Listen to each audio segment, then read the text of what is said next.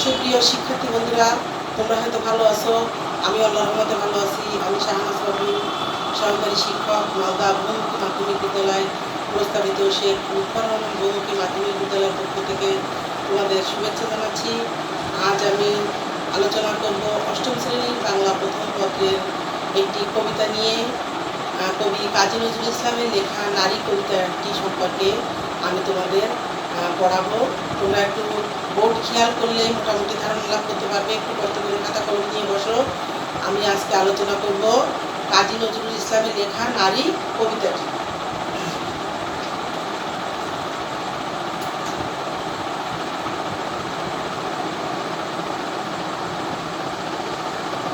নারী কবিতাটি লিখেছেন কে? কাজী নজরুল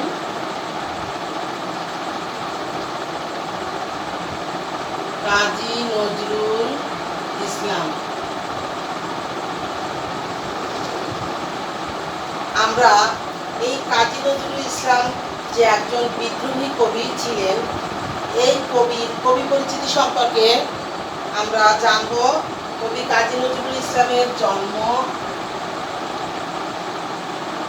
1899 খ্রিস্টাব্দের 1899 খ্রিস্টাব্দের 24শে মে।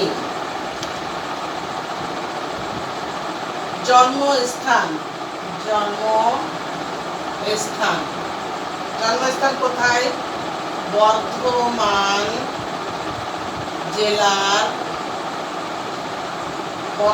জেলার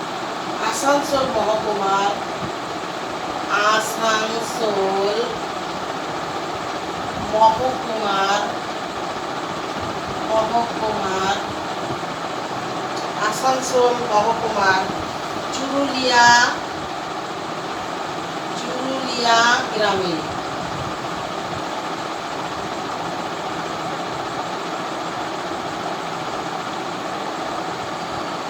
সাপ্তাহিক বিজলি পত্রিকায়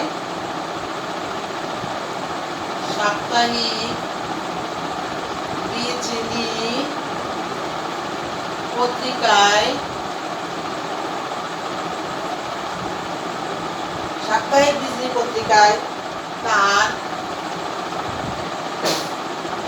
বিদ্রোহী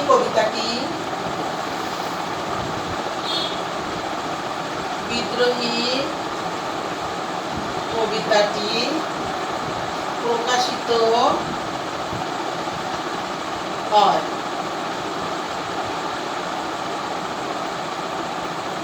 সুপ্রিয় শিক্ষার্থী বন্ধুরা, আমরা নজরুলের জন্ম জানবো। নজরুল কত সালে জন্মগ্রহণ করেছেন? 1899 খ্রিস্টাব্দের 24শে মে তিনি জন্মগ্রহণ করেন। তার জন্মস্থান কোথায়? বর্ধমান জেলার আসানসোল মহকুমার চুরুলিয়া গ্রামে জন্মগ্রহণ করেন। সাপ্তাহিক বিজলি পত্রিকায় তার বিদ্রোহী কবিতাটি প্রকাশিত হয়। তোমরা একটু লিখে নাও। নজরুলের জন্মস্থান, কোন গ্রামে জন্মগ্রহণ করেন, কোন পত্রিকায় তার কোন কবিতাটি প্রকাশিত হয়, লিখে নাও। তিনি বিশ্ববিদ্যালয়ের পড়াশোনা শেষ করতে পারেননি। দশম শ্রেণীর ছাত্র থাকাকালে প্রথম মহাযুদ্ধ শুরু হলে তিনি স্কুল ছেড়ে বাঙালি পল্টনে যোগদান করেন। অর্থাৎ তিনি যখন দশম শ্রেণীর ছাত্র ছিলেন, সেই থাকাকালীন সময়ে প্রথম মহাযুদ্ধ শুরু হলে তিনি স্কুল ছেড়ে বাঙালি পল্টনে যোগদান করেন। যুদ্ধ শেষ হলে 1919 খ্রিস্টাব্দে বাঙালি পল্টন ভেঙে দেওয়া হয়। নজরুল কলকাতায় ফিরে এসে সাহিত্য চর্চায় আত্মনিয়োগ করেন। তার এই বিদ্রোহী কবিতাটি চারিদিকে সুনাম ছড়িয়ে পড়ে। বিদ্রোহী কবিতাটি প্রকাশিত হলে তার সুনাম চারিদিকে ছড়িয়ে পড়ে। তার কবিতায়, অর্থাৎ নজরুলের কবিতায়, পরাধীনতা ও অন্যায়ের বিরুদ্ধে বিদ্রোহ উচ্চারিত হয়েছে। অর্থাৎ অন্যায়ের বিরুদ্ধে যেসব লোক অন্যায় করে সেই অন্যায়ের প্রতিবাদী উনি ছিলেন। এই অন্যায়ের বিরুদ্ধে তিনি বিদ্রোহ উচ্চারণ করেছেন।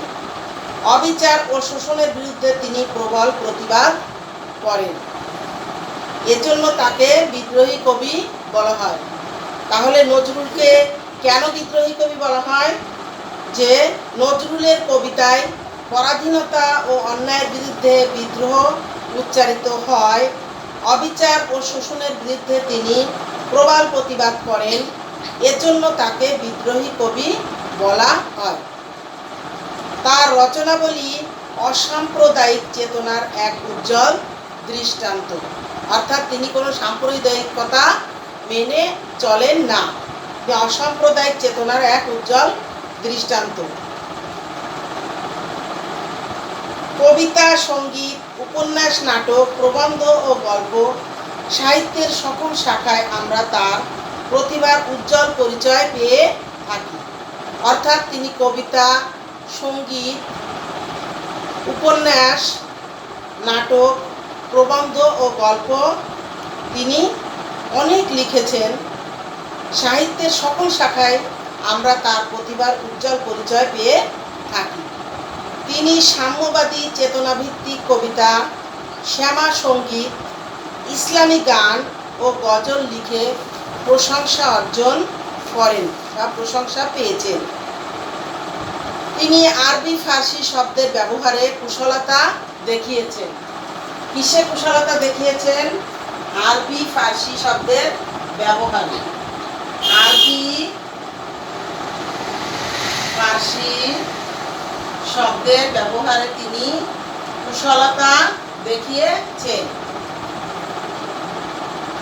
দুর্ভাগ্য, তার যে দুর্ভাগ্যের কথা লিখেছেন, যে দুর্ভাগ্য যে মাত্র 43 বছর বয়সে তিনি কঠিন রোগে আক্রান্ত হন এবং তার সাহিত্য সাধনায় ছেদ ঘটে।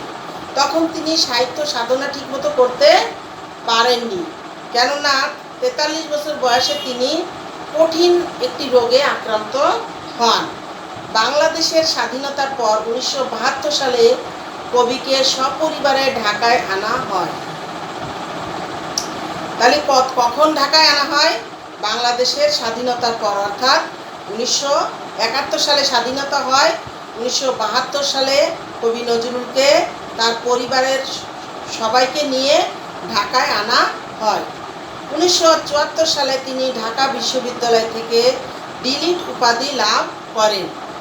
তাহলে ডিলিট উপাধি লাভ করেন কত সালে? 1974 সালে ডিলিট উপাধি লাভ করেন।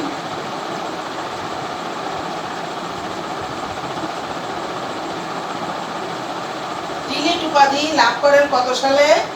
1974 সালে তিনি ডিলিট উপাধি লাভ করেন। 1976 সালে তিনি বাংলাদেশের নাগরিকত্ব ও 21 পদক পান।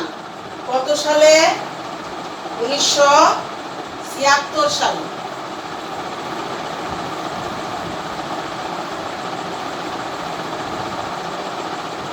1976 সালে তিনি কি পান? 21 পদক পান।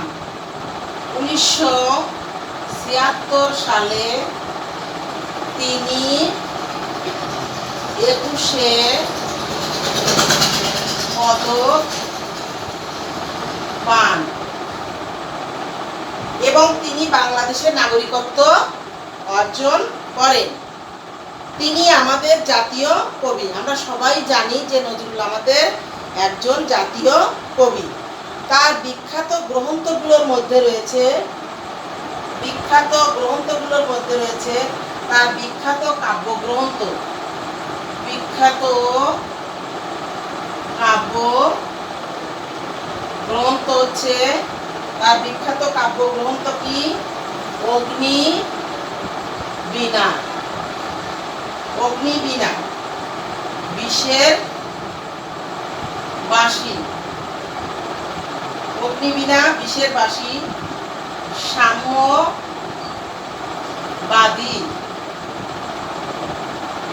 তার বিখ্যাত উপন্যাস কি কি? মৃত্যু, ক্ষুধা, কুহেলিকা।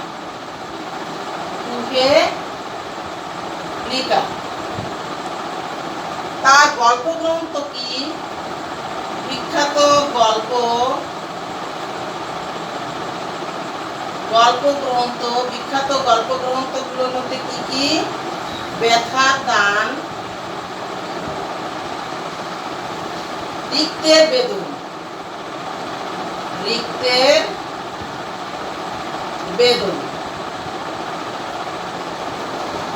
শিক্ষার্থী বন্ধুরা, আমরা একটু খেয়াল করি। 1976 সালে তিনি 21শে পদক পান এবং ওই 1976 সালে তিনি বাংলাদেশের নাগরিকত্ব পান। তার বিখ্যাত কাব্যগ্রন্থ কি? অগ্নিবীণা, বিষের বাসী, সাম্যবাদী। তার বিখ্যাত উপন্যাস কি? তার বিখ্যাত উপন্যাস হচ্ছে মৃত্যু, ক্ষুধা, কুহেলিকা। তার বিখ্যাত গল্প গ্রন্থ কি? ব্যথার দান, রিক্তের বেদন। তার বিখ্যাত প্রবন্ধ গ্রন্থ কি? যুগবাণী, রুদ্রমঙ্গল।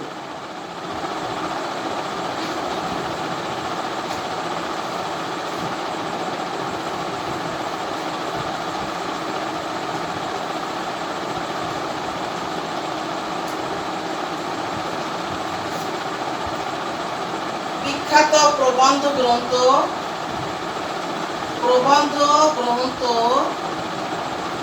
বিখ্যাত প্রবন্ধ গ্রন্থ কি?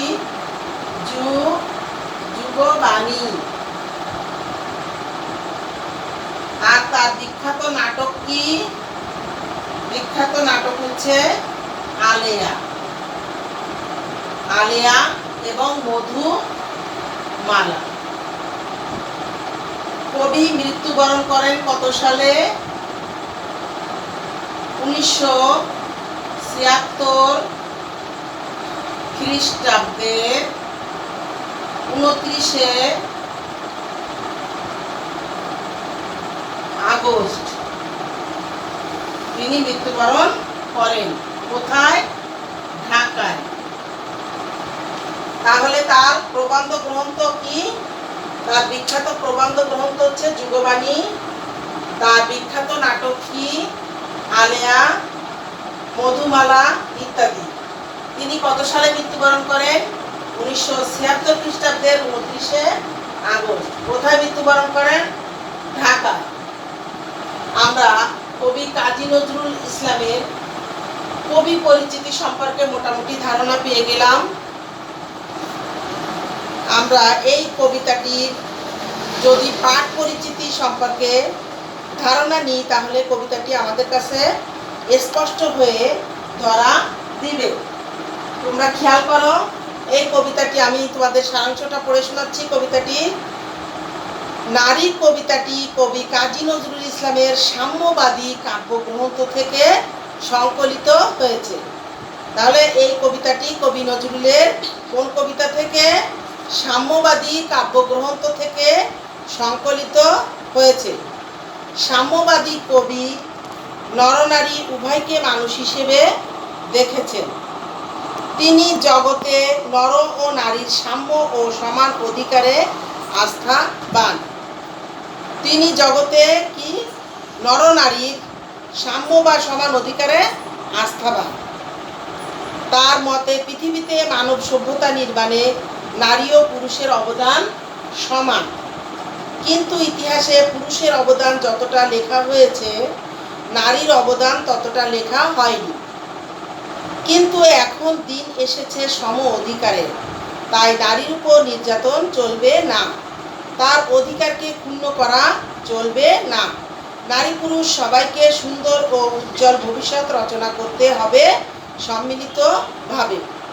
এই কবিতাটি পাঠ করে আমরা কি করব? আমরা নারীর প্রতি শ্রদ্ধাশীল হব।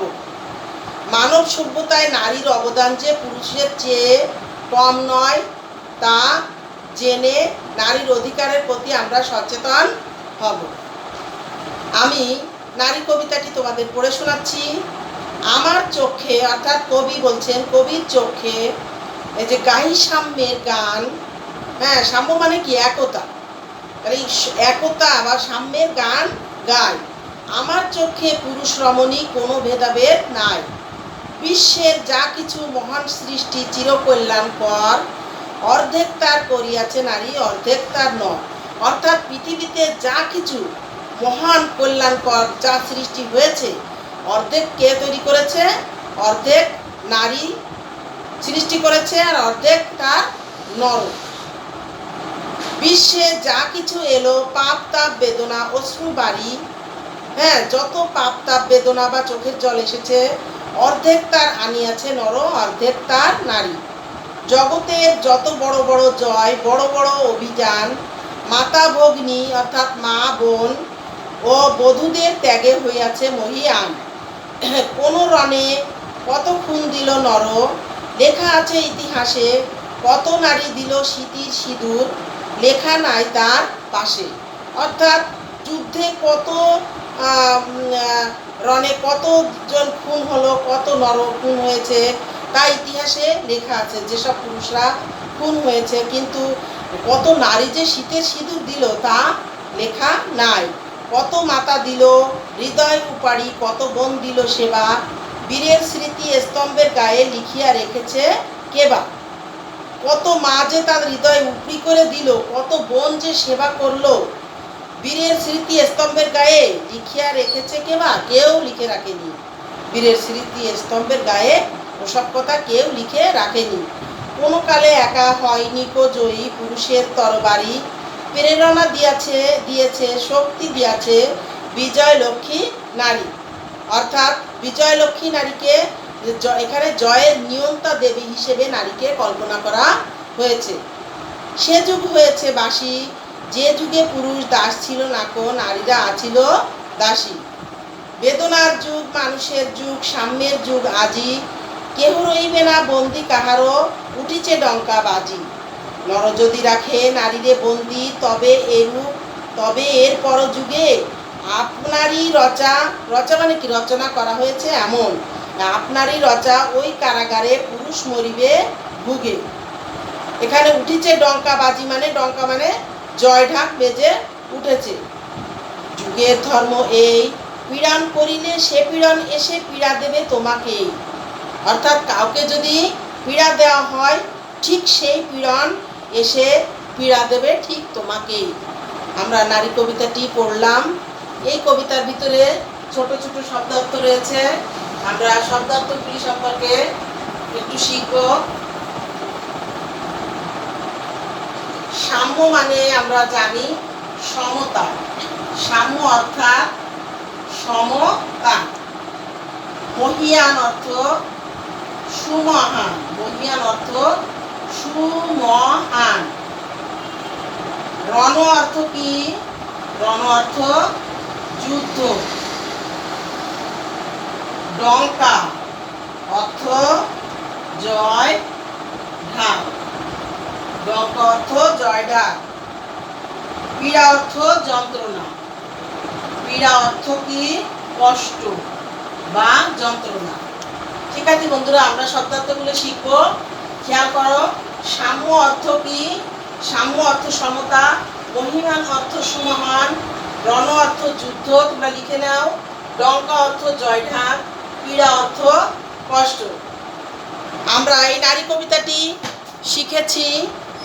এখন এই কবিতার ভিতরে কিছু কিছু তোমাদের প্রশ্ন যদি ধরি, তাহলে তোমাদের আরও স্পষ্ট হবে। বলতো, নারী কবিতাটি নজরুলের কোন কাব্যগ্রন্থ থেকে লেখা? হ্যাঁ, সাম্যবাদী কাব্যগ্রন্থ থেকে লেখা। কবি নজরুল নরনারী উভয়কে কি হিসেবে দেখেছেন? মানুষ হিসেবে দেখেছেন।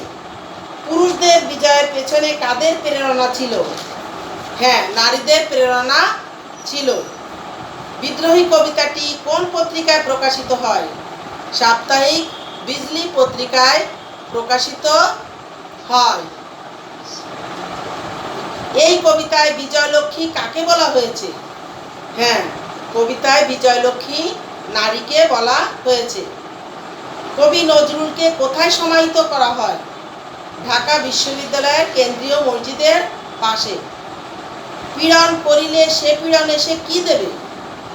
হ্যাঁ, পীড়ন করিলে সে পীড়ন এসে পীড়া দেবে তোমাকে। কবি কিসের গান করেন? কবি সাম্যের গান করেন। কবির চোখে কাদের মাঝে কোনো ভেদাভেদ নেই? হ্যাঁ, পুরুষ রমণীর মাঝে কোনো ভেদাভেদ নাই। বিশ্বের সকল কল্যাণকর কিছুর পেছনে নারীর অবদান কতটুকু? অর্ধেক। জগতের বড় বড় অভিযান কাদের ত্যাগে মহীয়ান হয়েছে? মাতা, ভগ্নী ও বধূদের ত্যাগে হয়েছে। যুদ্ধে পুরুষের রক্ত ঝরানোর কথা কোথায় লেখা আছে? হ্যাঁ, ইতিহাসে লেখা আছে। কিন্তু ইতিহাসে কোনটি লেখা নেই বলো তো? হ্যাঁ, অসংখ্য নারীর স্বামী হারানোর কথা ইতিহাসে কোথাও লেখা নাই। বীরের স্মৃতি স্তম্ভের গায়ে কোন বিষয়টি লেখা হয়নি? মায়ের হৃদয় ভরা মমতা ও বোনের সেবার কথা লেখা হয়নি। পুরুষের বিজয়ের পেছনে কাদের প্রেরণা ছিল? হ্যাঁ, নারীদের প্রেরণা ছিল। এই কবিতায় কোন যুগ বাসী হওয়ার কথা বলা হয়েছে? নারীরা দাসী ছিল যে যুগে, সে যুগ বাসী হওয়ার কথা বলা হয়েছে। বেদনার যুগ মানুষের যুগ ছাড়াও আজ কিসের যুগ? হ্যাঁ, সাম্যের যুগ। এই কবিতায় কি বেজে ওঠার কথা বলা হয়েছে? হ্যাঁ, ডঙ্কা বেজে ওঠার কথা বলা হয়েছে। যুগের ধর্ম কি? যুগের ধর্ম হলো কাউকে কষ্ট দিলে সেই কষ্ট নিজেকেও ভোগ করতে হবে, এবং কাউকে যদি পীড়ন করা হয় তাহলে নিজেকেও সে পীড়ন ভোগ করতে হয়। নারী কবিতায় কবি কোন বিষয়ে আস্থাবান? হ্যাঁ, নারী কবিতায় কবি নরনারীর সমান অধিকারে আস্থাবান। কবির মতে এখন কিসের দিন এসেছে? হ্যাঁ, কবির মতে এখন সম অধিকারের দিন এসেছে। নারী পুরুষ সবাইকে সম্মিলিতভাবে কি করতে হবে? সুন্দর ও উজ্জ্বল ভবিষ্যৎ রচনা করতে হবে। নজরুল তার রচনায় কোন শব্দ ব্যবহারে কুশলতা দেখিয়েছেন? নজরুল তার রচনায় আরবি ফার্সি শব্দের ব্যবহারে কুশলতা দেখিয়েছেন। সুপ্রিয় শিক্ষার্থী বন্ধুরা, আজ আমরা কবি কাজী নজরুল ইসলামের লেখা নারী কবিতাটি সম্পর্কে আলোচনা করলাম। আমরা পরবর্তী ক্লাসে অন্য কোনো বিষয় নিয়ে আলোচনা করব। তোমরা সবাই ভালো থাকো, সুস্থ থাকো। আল্লাহ হাফেজ।